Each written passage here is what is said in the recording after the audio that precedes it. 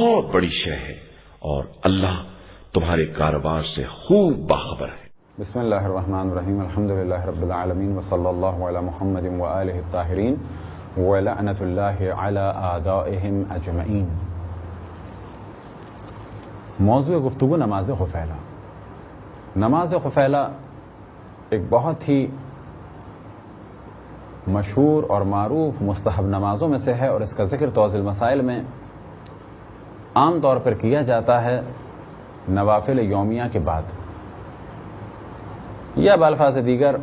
جب اوقات نماز بیان ہو رہے ہوتے ہیں تو اسی دوران اس کا ذکر کیا جاتا ہے۔ وجہ کیا ہے کہ یہ نماز مغرب اور عشاء کے درمیان پڑھی جاتی ہے، اور اس نماز کی بہت زیادہ فضیلت ہے برکتوں کو حاصل کرنے کے لیے، اور خصوصاً اپنے گناہوں کو معاف کرنے کے لیے۔ خداوند تبارک و تعالیٰ کی بارگاہ میں اس نماز کے ذریعے سے انسان اپنے گناہ کو معاف کروائے۔ جو پردے ہمارے اور اللہ سبحانہ و تعالیٰ کے درمیان گناہوں کی وجہ سے پڑ جاتے ہیں، تو یہ نماز انتہائی مجرب نماز ہے کہ جس کے ذریعے سے ان پردوں کو ہٹایا جائے۔ خداوند تبارک و تعالیٰ امام خمینی کے درجات کو بلند سے بلند فرمائے، اور اسی طریقے سے حضرت آیت اللہ العظمیٰ خامنائی کو طول عمر عطا فرمائے، انقلاب کو امام زمان علیہ السلام کے ظہور تک قائم اور دائم فرمائے۔ انقلاب کی برکتوں میں سے ایک برکت یہ نماز خفیلہ ہے۔ ممکن ہے کوئی سوال کرے کہ یہ کس طرح سے یہ برکت ہے، تو کہا جائے گا کہ نماز خفیلہ اور بہت ساری چیزیں ایسی ہیں کہ جن کی شہرت خصوصاً ہمارے علاقوں میں انقلاب کے بعد ہوئی۔ بہت سارے کام ایسے ہیں کہ جو انقلاب کے بعد ہوئے۔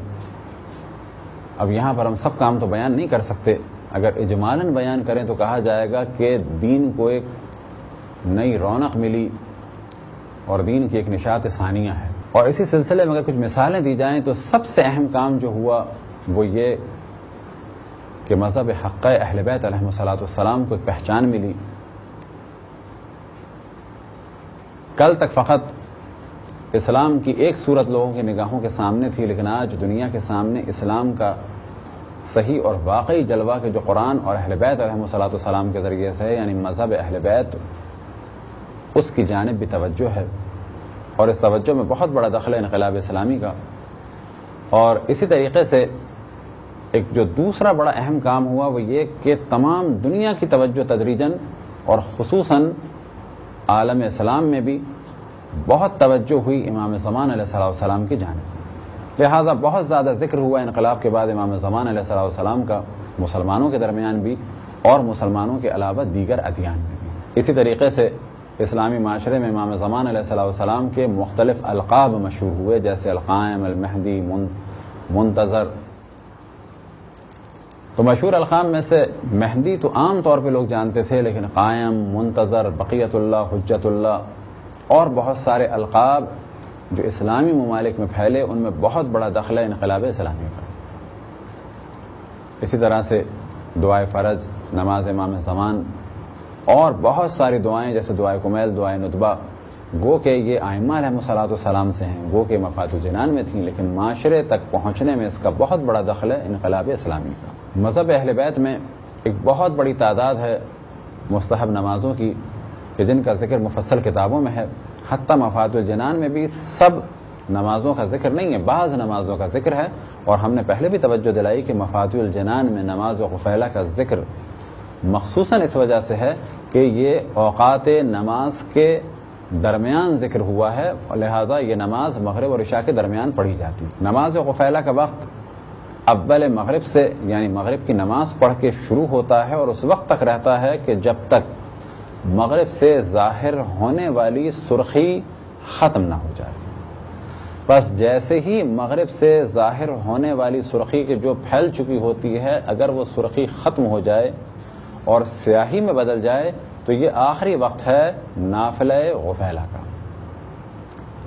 اس کے بعد نماز عشاء پڑھنی ہے۔ لیکن اگر کوئی اس دوران نہیں پڑھ سکا تو اب نافلہ کا اس کے پاس یعنی نافلہ غفیلہ کا اس کے پاس وقت نہیں ہے،